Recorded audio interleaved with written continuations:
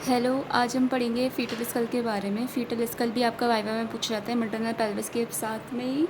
तो मतलब एग्ज़ाम में तो लिखने को नहीं आता है, लेकिन वाइवा में बहुत पूछा जाता है। तो फीटल स्कल के बारे में पढ़ना है, इसके एरियाज़, सूचर्स और फॉन्टेनल्स, और फिर इनकी क्लिनिकल सिग्निफिकेंस के बारे में पढ़ेंगे, और इसके बाद में एक एक करके इसके डायमीटर्स के बारे में पढ़ेंगे। ठीक है, अब देखो फीटल स्कल ये रहा, ये एक आपको डायग्राम दिया हुआ है। इसमें फीटल स्कल में कितनी बोन्स होती हैं, सबसे पहले तो ये देखो। देखो ऊपर जो इसका वॉल्ट बना हुआ है वो फ्लैट बोन से बना हुआ है। ठीक है, ये जो है कुछ हद तक कंप्रेसिबल होती है, जिसकी वजह से ये बाहर मतलब हेड जो है बाहर लेबर के टाइम पे आराम से आ सकता है। तो इसमें कौन कौन सी बोन्स हैं? आगे फ्रंटल बोन है, इधर पैराइटल बोन्स हैं, ये इधर साइड में टेम्पोरल बोन है, और इधर एक ऑक्सीपिटल बोन है। दो फ्रंटल बोन है, दो पैराइटल बोन है, एक ऑक्सीपिटल बोन है। और फ्रंटल बोन भी मतलब बीच में एक सूचर होता है जो कि बच्चों में फ्यूज़ नहीं हुआ होता है। ठीक है, और इसमें फिर सूचर्स कौन कौन से हो गए? एक तो ये वाली कोरोनल सूचर हो गई जो कि पैराइटल और फ्रंटल बोन को डिवाइड कर रही है। ठीक है, एक हो गया आपका ये लैम्ब्डॉयड सूचर। लैम्ब्डॉयड सूचर ऑक्सीपिटल बोन को पैराइटल से सेपरेट कर रही है। एक होता है ये फ्रंटल सूचर। फ्रंटल सूचर दो फ्रंटल बोन्स को सेपरेट कर रही है। और तीसरा कौन सा बचा? Sagittal suture. सजाइटल सूचर ऊपर से यहाँ पे देखो, ये सजाइटल सूचर है, ये दो पैराइटल बोन्स को सेपरेट कर रहा है। ठीक है, तो हमारे ये चार सूचर्स हो गए। अब इन सूचर्स की वजह से हमारे पास फॉन्टेनल्स आते हैं बन के। टोटल 6 फॉन्टेनल्स होते हैं, लेकिन हमारे पास काम के दो ही हैं। आगे ये ब्रैग्मा और पीछे ये लैम्बडा। ठीक है, ये ब्रैग्मा जो होता है ये इसकी बाउंड्रीज़ क्या है? इसकी बाउंड्रीज़ है इसका जो फ्लोर होता है वो मेम्ब्रेनस होता है। ठीक है, और एंटीरियरली इसमें क्या होता है? एंटीरियरली इसमें फ्रंटल सूचर है, पोस्टीरियरली इसमें सजाइटल सूचर है, और साइड में इसमें कोरोनल सूचर है। तो ये आगे फ्रंटल, पीछे पीछे सजाइटल, और साइड में कोरोनल सूचर एक उस साइड भी होगा। और ये टोटल इस तरह से ये फ्रंटल, सजाइटल और कोरोनल सूचर, ये हो जाता है हमारा डायमंड शेप। और इसकी जो डायमेंशंस होती हैं ये 3 × 3 सेंटीमीटर्स होती हैं, ये 3 और ये भी 3। ठीक है, और ये हमारा फ्यूज़ होता है आफ्टर बर्थ, मतलब बर्थ हो जाए उसके 18 महीने बाद ये फ्यूज़ होता है। और अगर ये 24 महीने बाद भी फ्यूज़ नहीं हो पा रहा है तो ये फिर पैथोलॉजिकल हो जाता है। इसकी कुछ क्लिनिकल सिग्निफिकेंस है। यहाँ पे हम जब पीवी करते हैं लेबर के टाइम पे, तो हमें पता चल जाता है कि बच्चे का हेड कितना फ्लेक्स हुआ है, और बच्चे का हेड कितना इंटरनली रोटेटेड है। और मोल्डिंग भी बताता है ये, मतलब ये जो हमारे फॉन्टेनल्स है ना, इसकी वजह से ये जो बोन्स हैं आपस में एक दूसरे के ऊपर ओवरलैप कर सकती हैं। ठीक है, तो ये एक दूसरे के ऊपर ओवरलैप कर सकती हैं, तो मोल्डिंग भी हमारा पता चल जाता है इससे। ठीक है, ये हो गया। और क्या क्या हमारे ये हो सकते हैं कि यहाँ पे जब हम पाल्पेट करेंगे ना बच्चे में, जब बच्चा पैदा हो चुका है, तो अगर हाँ, तो ये एंटीरियर फॉन्टेनल जो है, अगर हम यहाँ पे पाल्पेट करेंगे बच्चे में, अगर ये डिप्रेस्ड है तो इसका मतलब है बच्चा डिहाइड्रेटेड है। और अगर ये रेज्ड है, ऊपर उठा हुआ है, तो इसका मतलब है कि बच्चे का इंट्राक्रेनियल टेंशन जो है वो बढ़ा हुआ है। ठीक है, और ये जो है हमारा स्पेस प्रोवाइड कर रहा है ब्रेन की ग्रोथ के लिए। पहले साल में बच्चे का ब्रेन का ग्रोथ ऑलमोस्ट डबल साइज़ का हो जाता है, तो इसके लिए यहाँ पे गैप होना ज़रूरी है, जिससे ब्रेन आराम से अकोमोडेट हो जाए। ठीक है, और यहाँ से हम लोग ब्लड कलेक्ट कर सकते हैं और एक्सचेंज ट्रांसफ्यूजन कर सकते हैं, क्योंकि यहीं पे सुपीरियर लॉन्गिट्यूडनल साइनस ऐसे होता है ना, तो यहाँ से हम लोग ब्लड कलेक्ट कर सकते हैं और एक्सचेंज ट्रांसफ्यूजन भी कर सकते हैं अपना। और कभी कभी CSF विड्रॉ करने के भी काम आता है। ठीक है, ये हमारे एंटीरियर फॉन्टेनल की बात हो गई। इसका क्लिनिकल सिग्निफिकेंस, बाउंड्रीज और डायमेंशंस। ठीक है, पीछे होता है हमारा पोस्टीरियर फॉन्टेनल, ये हमारा लैम्बडा शेप्ड है। ठीक है, इसकी जो डायमेंशंस है वो 1.2 सेंटीमीटर इंटू 1.2 सेंटीमीटर्स होती हैं। ठीक है, ये हमारा किससे बन रहा है? आगे सजाइटल सूचर और पीछे लैम्ब्डॉयड सूचर। ठीक, ये ट्रायंगुलर शेप का है, और इसका जो बेस है वो मेम्ब्रेनस है। और ये जब बच्चा पैदा होता है, मतलब टर्म पे, ये ऑलरेडी ऑसिफाइड होता है। ठीक है, इसका क्या सिग्निफिकेंस है? ये हमारा जो मैटरनल पेल्विस के रिलेशन में बच्चे का हेड की पोजीशन क्या है, इससे हमें ये पता चलती है। ठीक है, ये इसका क्लिनिकल सिग्निफिकेंस हो गया। अब जो हमने सूचर्स पढ़े थे, इनका भी क्लिनिकल सिग्निफिकेंस होता है।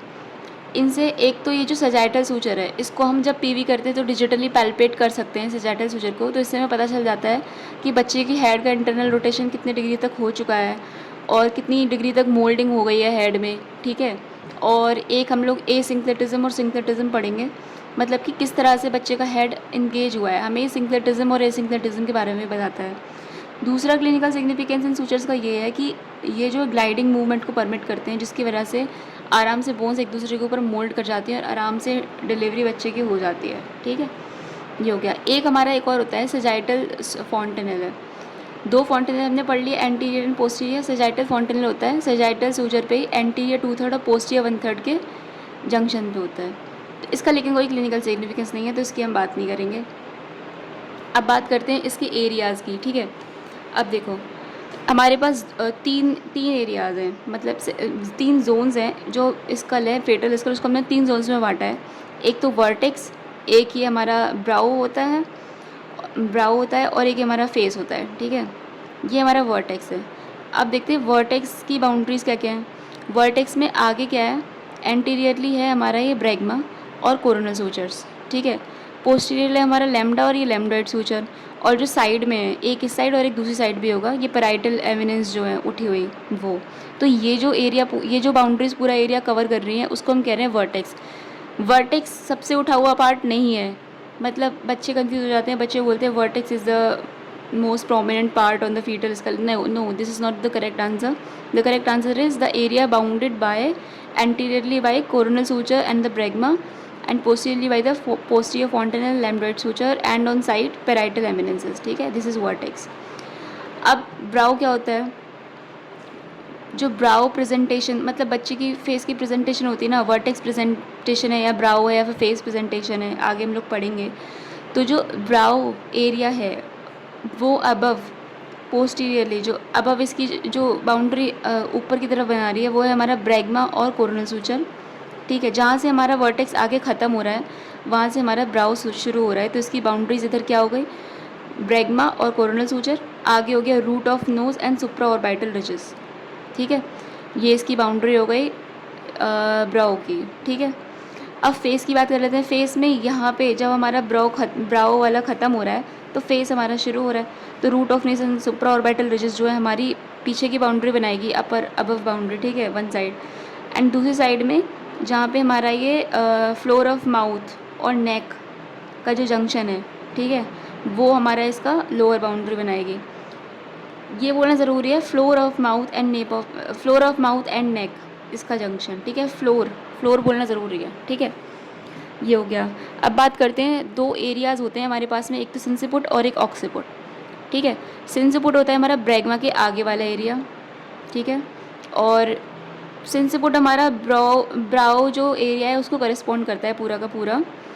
ठीक है, और ये जो हमारा ऑक्सीपुट एरिया है, ये हमारा ऑक्सीपुटल बोन जितने एरिया में होती है उतने को मतलब करेस्पॉन्ड करता है। ये पोस्टीरियर फॉन्टेनल के पीछे होता है। ठीक है, ये हमारे एरियाज़ हो गए। अब बात करते हैं हम डायमीटर्स की। सबसे पहले एंटेरो पोस्टीरियर डायमीटर्स की बात हम कर लेते हैं। ठीक है, अब देखो मैंने यहाँ पे ना छोटे छोटे डायग्राम्स बना रखे हैं हेल्प करने के लिए।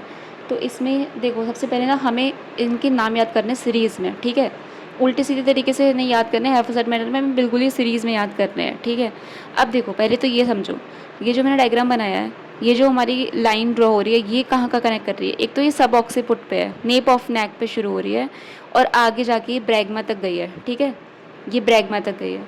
अब इस लाइन को मैं आगे से तो नीचे करती जाऊँ, आगे से ही नीचे होती जाए और पीछे से ही ऊपर उठती जाए। ठीक है, तो उस बेसिस पे हम इसकी नेमिंग करेंगे सारी की सारी। ठीक है, ऐसा हो रहा है कि आगे की लाइन को मैं नीचे नीचे शिफ्ट करती जा रही हूँ और पीछे की साइड को इसको ऊपर करती जा रही हूँ। तो देखो इसमें एक चीज़ तो आपको वैसे ही समझ में आ रही होगी कि जब तक ये लाइन ऑक्सीपुट तक पहुँची है, ये ऑक्सीपुट है हमारा, ये सब ऑक्सीपुट है। नेप ऑफ नेक इज सब ऑक्सीपुट एंड दिस, ये नेप ऑफ नेक जो है हमारा वो सब ऑक्सीपुट है, नेप ऑफ नेक, और ये जो है हमारा ये ऑक्सीपुट है। ठीक है, तो जैसे जैसे यहाँ तक लाइन गई है तब तक तो हमारा ये पूरा वर्टेक्स रीजन कवर हो रहा था। वर्टेक्स रीजन क्या है, एंटीरियर फॉन्टेनल और पोस्टीरियर फॉन्टेनल के बीच का एरिया ये आ रहा है। तो ये तीनों तो हो गए हमारी वर्टेक्स प्रेजेंटेशन।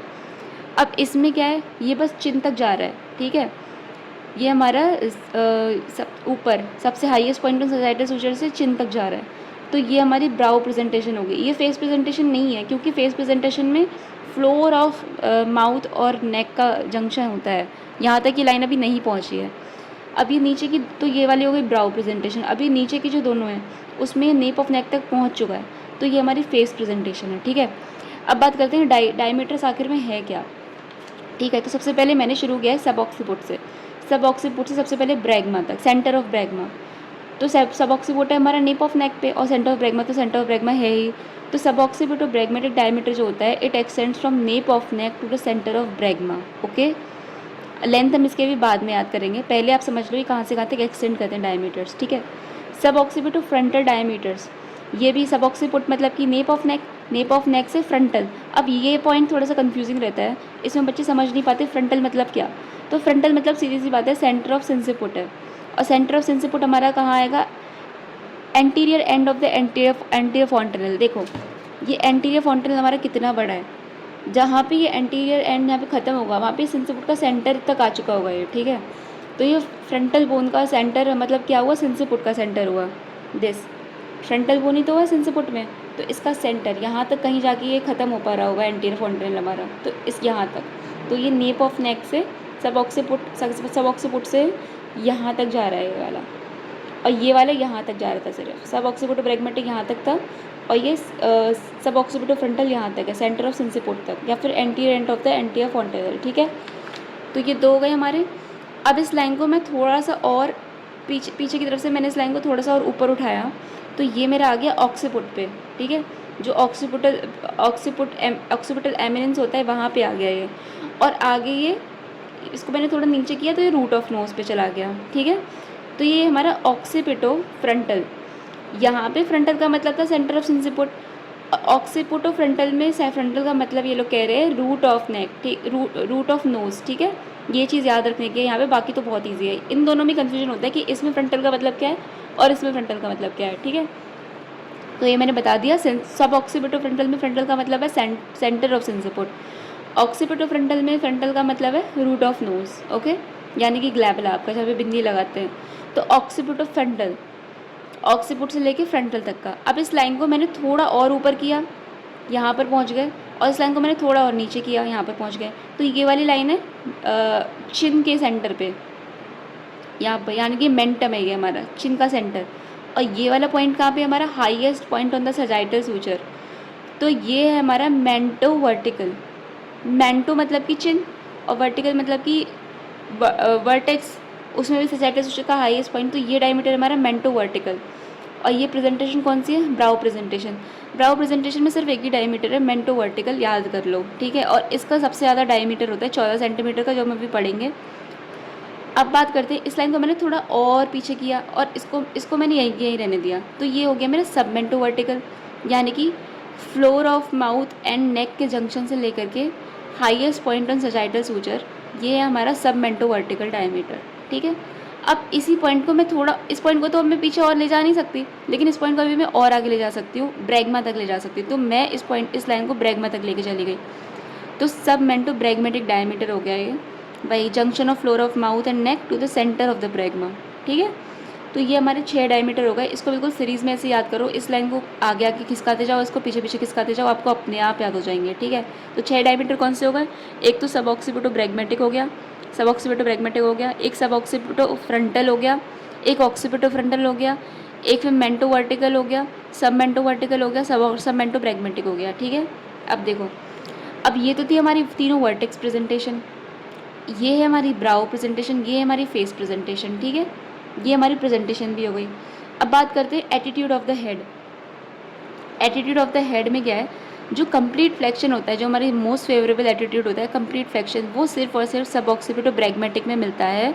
और ये फेवरेबल क्यों, क्योंकि इसका डायमीटर सबसे छोटा है, 9.5 सेंटीमीटर्स ओनली, 9.5 सेंटीमीटर्स का डायमीटर है इसमें सिर्फ, इसी सबसे छोटा डायमीटर। तो ये हमारे लिए बहुत ज़्यादा फेवरेबल है।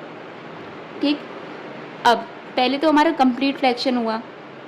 कंप्लीट फ्लेक्शन से बेकार क्या है, इनकम्प्लीट फ्लेक्शन। ऐसे ही है कि याद करने की ट्रिक मैं आपको बता रही हूँ। कंप्लीट फ्लेक्शन से बेकार है इनकम्प्लीट फ्लेक्शन। इनकम्प्लीट, ये हमारे फ्लेक्शन थे, कंप्लीट फ्लेक्शन या फिर इनकम्प्लीट फ्लेक्शन। फ्लेक्शन के बाद आता है डी फ्लेक्शन, तो मार्क डी फ्लेक्शन हो गया। और डी फ्लेक्शन भी ना हुआ तो एक्सटेंशन हो गया। एक्सटेंशन में भी पहले पार्शियल, फिर इनकम्प्लीट, फिर पूरा का पूरा कंप्लीट। ठीक है, तो ये हमारा सीरीज़ में चल रहा है, इसमें हम लाइन से चलेंगे। ये हमारा कंप्लीट फ्लेक्शन है, सब ऑक्सीपिटो ब्रैगमेटिक वाला। सब ऑक्सीपिटो फ्रंटल वाला हमारा क्या है, इनकम्प्लीट फ्लेक्शन, फ्लेक्शन वाले दोनों ख़त्म। ऑक्सीपिटो फ्रंटल है हमारा मार्क्ड डी फ्लेक्शन, ठीक है, ये सर हमारा पीछे घूम गया तो ये डी फ्लेक्स हो गया हेड, ठीक। अब हमारा हेड जो है डी फ्लेक्स ना होके एक्सटेंड और पीछे जा रहा है, मतलब कि जो हमारा फ्लेक्शन वाली पोजीशन थी उससे अब सर खुल रहा है, उससे हमारा सर जो है धीरे धीरे खुल रहा है इधर, ठीक है। जैसे कि अगर ये बॉडी है, ये बेबी का हेड है, तो ये तो कंप्लीट फ्लेक्शन, ये इनकम्प्लीट फ्लेक्शन, ये डी फ्लेक्शन। अब मैं इसको और पीछे ले जाऊँ तो ये एक्सटेंशन की तरफ जा रहा है ना, तो पार्शियल एक्सटेंशन होगा, फिर इनकम्प्लीट एक्सटेंशन होगा और फिर कंप्लीट एक्सटेंशन हो जाएगा। तो पहले आएगी हमारी ये पार्शियल एक्सटेंशन वाली स्टेज जो कि मेंटो वर्टिकल में थोड़ा और मतलब आया, तो ये हो गया हमारा इनकम्प्लीट एक्सटेंशन और ये हमारा कंप्लीट एक्सटेंशन, ठीक है। अब इनके डायमीटर्स बस हमें याद करने हैं, जिसमें हमें दो तो वैसे याद हो गए। सब ऑक्सीपिटो ब्रैग्मेटिक हमारा स्मॉलेस्ट है 9.5, मेंटो वर्टिकल हमारा लार्जेस्ट है 14 सेंटीमीटर्स, ठीक है। अब ये सब ऑक्सीपिटो ब्रैग्मेटिक, एक और ब्रैग्मेटिक कौन सा है जिसमें ब्रैग्मा आ रहा है, सब मेंटो ब्रैग्मेटिक, ठीक है। ये ब्रैग्मा वाले दोनों 9.5 सेंटीमीटर्स हैं, ठीक है। तो सब occipito bregmatic and sub mento bregmatic both are 9.5 centimetre और मेंटो वर्टिकल 14 सेंटीमीटर हमारा है, ये हमें वैसे याद हो गए। अब हमें बस 3 याद करने हैं, एक हमारा सब ऑक्सीपिटो फ्रंटल, एक ऑक्सीपिटो फ्रंटल। सब ऑक्सीपिटो फ्रंटल आप याद कर लो 10 सेंटीमीटर्स का होता है, और सब ऑक्सीपिटो फ्रंटल जो है थोड़ा सा बढ़ जाता है, 11.5 सेंटीमीटर्स हो जाता है, ठीक है। यहाँ से यहाँ जाते वक्त मैंने 1.5 सेंटीमीटर बढ़ा दिया, ठीक है, 11.5 सेंटीमीटर हो गया। और जो सब मेंटो वर्टिकल है ये भी हमारा 11.5 सेंटीमीटर, ठीक है। तो occipito frontal and sub mento vertical are the same diameters. तो हमने कैसे याद किया, जो ब्रैग्मा वाले हैं जो वो स्मॉलेस्ट हैं, सब occipito bregmatic and sub mento bregmatic both are 9.5 centimetres, mento vertical is largest 14 centimetres. Sub occipito frontal आप याद कर लो, ये है 10 सेंटीमीटर्स। ऑक्सीपिटो फ्रंटल और सब मेंटो वर्टिकल दोनों 11.5 सेंटीमीटर्स, ठीक है, ये हो गया।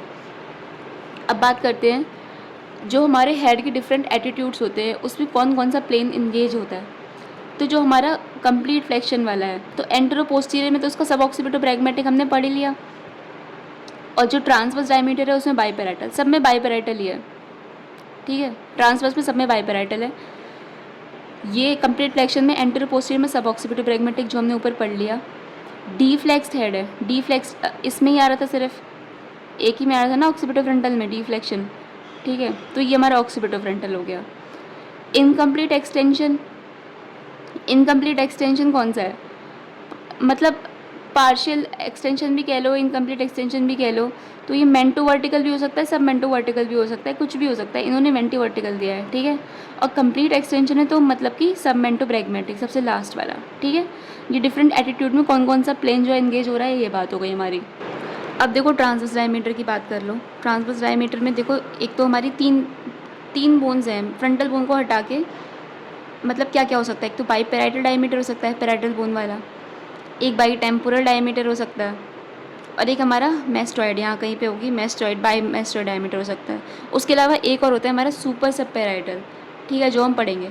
अब जो बाई पैराइटल डायमीटर है वो कहाँ से कहाँ तक है, बिटवीन 2 पैराइटल एमिनेंसेस, एक इस साइड की और एक उस साइड की। ये देखो, ये हमारा बाई पैराइटल डायमीटर है, ये 9.5 सेंटीमीटर का है, ठीक है। अब बाई टेम्पोरल की बात कर लेते हैं। बाई टेम्पोरल क्या है, एंड जो हमारी कोरोनल सूचर्स होते हैं, ये कोरोनल सूचर है हमारा, कोरोनल सूचर के एंटेरो इन्फीरियर एंड्स, मतलब कि यहाँ पे एक इस साइड का एक उस साइड का, उन दोनों के बीच का डिस्टेंस तो 8 सेंटीमीटर्स, ठीक है। और बाई मेस्टॉइड डायमीटर कौन सा है, दो मेस्टॉइड प्रोसेस की टिप के बीच का डायमीटर जो हमारा 7.5 सेंटीमीटर्स।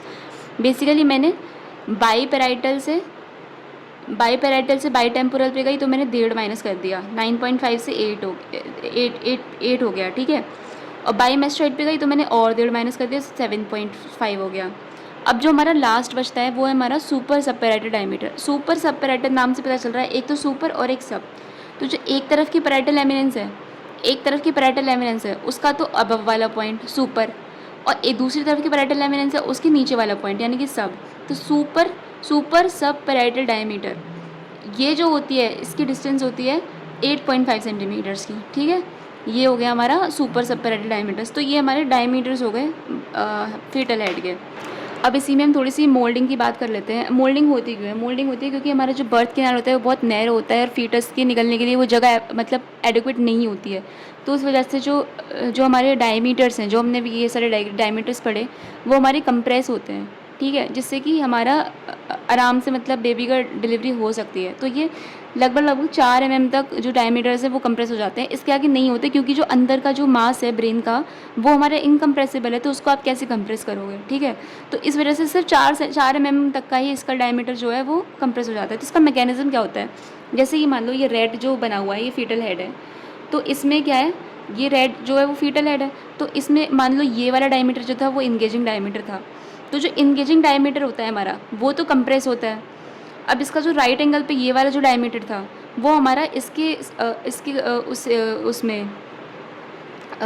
रिस्पॉन्स में ये एलोंगेट करता है। तो ये वाला डायमीटर कंप्रेस हुआ और ये वाला डायमीटर एलोंगेट कर गया, तो ये हमारा इस तरह से ओवल हो गया। तो ये हमारा मैकेनिज्म होता है। अब जैसे कि हमारा जो मोस्ट कॉमन प्रेजेंटेशन होती है कंप्लीट फ्लेक्शन वाली, देखो इस डायग्राम में दिया हुआ है, ये सब ऑक्सीपिटो ब्रैगमेटिक डायमीटर है, ठीक है। नेप ऑफ नेक से शुरू हो रहा है और सेंटर ऑफ ब्रैगमा तक जा रहा है, सब ऑक्सीपिटो ब्रैगमेटिक डायमीटर है और ये वेल फ्लेक्स हेड है। तो इसमें ये वाला डायमीटर कंप्रेस होगा, ठीक है। ये जो अभी हमारा नॉर्मल बेबी है और ये वाला जो है डॉटेड लाइन वाला वो हमारा कंप्रेस हेड है, ठीक है, कंप्रेस होने के बाद में। तो यहाँ पे कंप्रेस हो गया। इसके रिस्पॉन्स में ये जो इसका राइट एंगल वाला डायमीटर था मेंटो वर्टिकल था, तो ये वाला हमारा एलोंगेट हो गया। तो ये इस तरह की इसकी शेप हो गई, ठीक है। ये हमारा मैकेनिज्म मोल्डिंग होता है। अब जैसे ये वाली प्रेजेंटेशन है, इसमें क्या है, ऑक्सीपिटो फ्रंटल, ऑक्सीपुट से शुरू हो रहा है और ये रूट ऑफ नोज तक जा रहा है। तो ये ऑक्सीपिटो फ्रंटल डायमीटर है। लेंथ कितनी थी इसकी 11.5 थी, ठीक है। तो जैसे इसमें क्या हो रहा है, ये वाला डायमीटर कंप्रेस हुआ, इसके अपोजिट ये वाला डायमीटर जो है सब मेंटो वर्टिकल, ये वाला हमारा एलोंगेट हो गया। तो इस तरह के हेड को हम लोग शुगर लोफ हेड भी कहते हैं, ठीक है, ये वाला। इसी तरह से इसमें देख लो, ये वाला फेस प्रेजेंटेशन है तो इसका हेड ऐसे हो गया है। ये वाला हमारा ब्राउ प्रेजेंटेशन है तो इसका हमारा हेड जो है ये वाली चीज़ जो है वो एलोंगेट हो गई है, ये देखो, ठीक है, ये बाहर निकली हुई है, ये हो गया। तो ये हो गई हमारी मोल्डिंग की मैकेनिज़्म। अब इसमें जो मोल्डिंग है ना, इसकी ग्रेडिंग भी होती है, ठीक है। ग्रेडिंग में क्या है, ये जो पैराइटल बोन्स है ना ये आपस में ओवरलैप करती हैं, फ्रंटल बोन पे भी ओवरलैप कर जाएगी, ऑक्सीपिटल बोन पे भी ओवरलैप कर जाएगी, ठीक है। तो इसकी ग्रेडिंग होती है। ग्रेड 1 में क्या हो रहा है, सिर्फ बोन्स आपस में टच कर रही हैं, ठीक है, ये बोन्स आपस में टच कर रही है, इसमें कोई ओवरलैपिंग नहीं हो रही। ग्रेड 2 में ओवरलैपिंग हो रही है लेकिन हम आराम से इसको सेपरेट कर सकते हैं, ठीक है। और ग्रेड 3 में फिक्स्ड ओवरलैपिंग है, इसको आप सेपरेट नहीं कर पाओगे, ठीक है। तो ये इसकी ग्रेडिंग हो गई। इसकी इंपॉर्टेंस है कि मतलब आराम से हेड पास हो जाता है, ठीक है। लेकिन अगर एक्सट्रीम मोल्डिंग हो गई तो हमारा सबड्यूरल हेमरेज भी करा सकती है। और जो मोल्डिंग की शेप है उससे हमें पता चल जाता है कि हेड ने पेल्विस में कौन सी जगह ऑक्यूपाई करके रखी है, ठीक है, ये हो गया। तो ये हमारी पूरे फीटल हेड की बात हो गई। अगर आपको वाइवा में आपका फीटल हेड मिलता है पकड़ने के लिए तो उसमें आपको ये सारी चीज़ें एक्सप्लेन करनी है। और इसमें एक चीज़ अलग से पूछ सकते हैं, कैपुट सक्सीडेनियम, जो हम नेक्स्ट वीडियो में पढ़ेंगे। Thank you so much.